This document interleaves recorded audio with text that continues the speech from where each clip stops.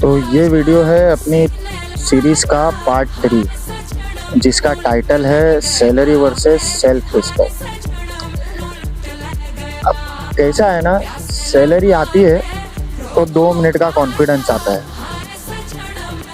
लेकिन जब वही चीज़ पे बॉस चिल्लाता है तो जब याद आता है कि ये सैलरी आज़ादी नहीं देती, तो फिर क्या करना चाहिए। बिजनेस पैसा देता है, स्किल पावर देती है।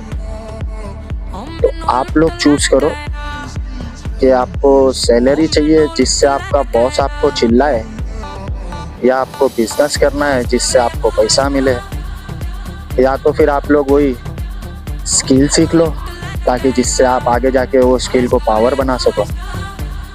तो प्लीज़ कमेंट में बताओ आपको तीनों में से कौन सी चीज़ सही लगती है।